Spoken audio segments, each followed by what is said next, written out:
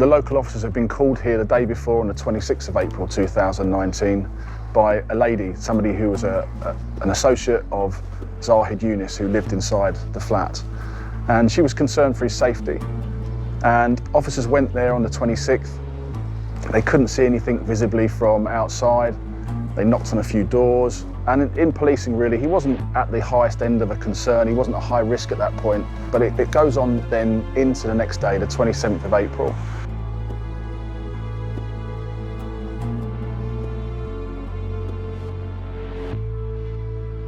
The officers went through the front window. Once he went in, he let his colleagues in. They searched around the flat. It was in quite a mess, but obviously there was no people there, and they could make that assessment very quickly. It's a one-bedroom flat. They probed a little deeper and came across in a cupboard a big chest freezer. They discovered the unusual side that this freezer had a padlock on it. The officers went outside, got a crowbar, come back in, and then straight away saw, after a slight bit of movement of some cloth, that there was a human foot sticking up in a sock. With the homicide team alerted, Simon Harding's primary need was to call in his crime scene manager to secure the area and evaluate the possible evidence available. They are in charge, essentially, of that crime scene. All the forensic examinations that take place, the forensic retrievals, they go into the flat.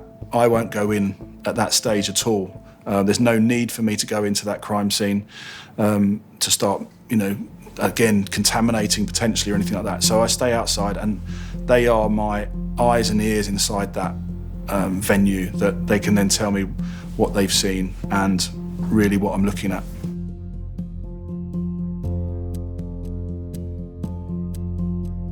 At that time, it's so complex, that particular scene with the nature of the freezer and the fact that inside that flat was a total mess. So it becomes a very difficult thing to make assumptions straight away, and you need to know an awful lot more, and that's really where everything starts from. So the freezer is now at the mortuary, and we need to x-ray the freezer. So again, specialist photographers from our scientific imaging team also do x-rays. So x-ray machine was brought to the morgue and the freezer was x-rayed.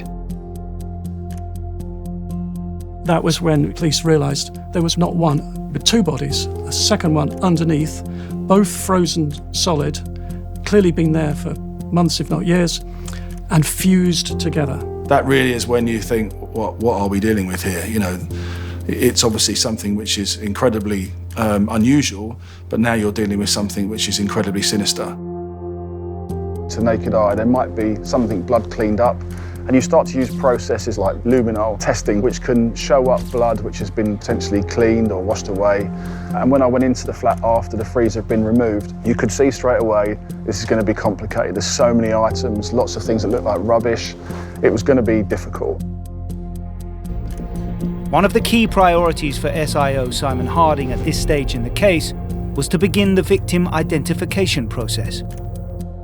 And so inside the flat, there was a handbag and there was a blister pack of medication made out to a woman called Mihrican Mustafa.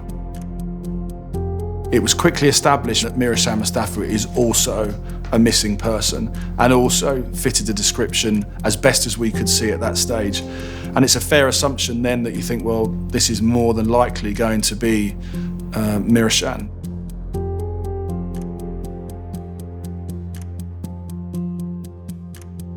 It's always important to get that part of your strategy right about how you then make contact with families who think that their loved one has been killed. It's one of the most difficult parts. You need the family with you on that journey of the investigation. As soon as I got to Mills, they started explaining to us what they'd found, what had happened. And it wasn't confirmed at the time, but they just said, due to some evidence that they'd found at the property, it is most likely that it can be Jan. And then I was in one room crying, I could hear Mel in the other room crying with the police. It was shock, because 1 minute you're on a train going home on a normal day, and then 2 hours later you've just been hit with this news. She She was a single mother trying to do the best for her children, but sadly got behind with her rent, so she made a decision to move in with her mother for a while. During this period, she became quite depressed and sadly turned to alcohol and drugs. The drugs she bought from a friend of Younis's who lived quite close by, and this is how she came to be involved with Younis.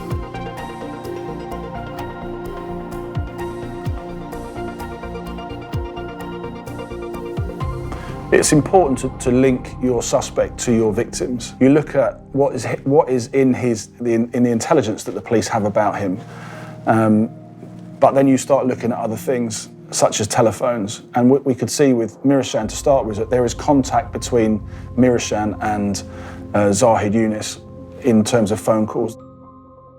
On the 5th or 6th week, when Jan went missing, they called Zahid's number.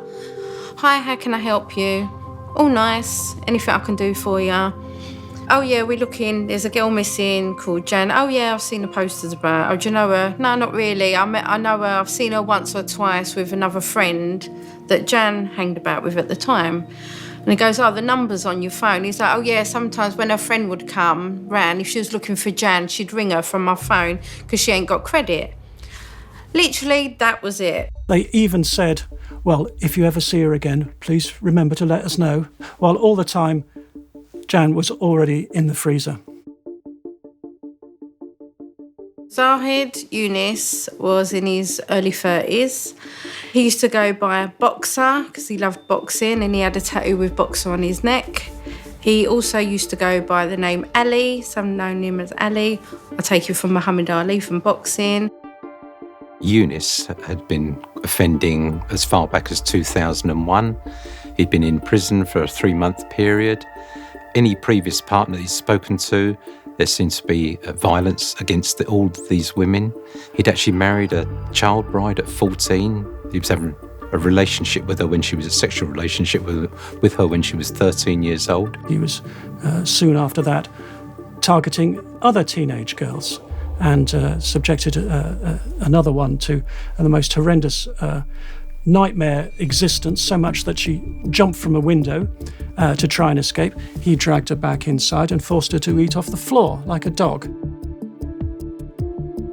The intelligence around Zahid Younis showed that he was a systematic abuser of women. And we had to go back quite a long time, in fact to 2016, to see the last time that the police could say in company with a female. And that was around about 29th of August 2016. And of course, as the SI, you think, well, that's ages away. I need stuff which is closer and more relevant. But in fact, a name came up as a female called Henriett Szucs. She had been the victim of crime quite badly on a number of occasions through domestic abuse. And then one of those cases, she'd had to give her own DNA sample. So we used that sample of DNA against the sample taken from the second body, and it matched. And so at that point, we knew that was Henriett Szucs. Henriett, we found out early on that she was a Hungarian national, that she'd been in the UK for probably 2 years. She was vulnerable, she was susceptible to drugs. And being vulnerable and potentially homeless quite a lot, she also became a victim to other men who would commit domestic abuse on her. Inside that flat was loads and loads of torn up bits of paper and a diary of Henriett.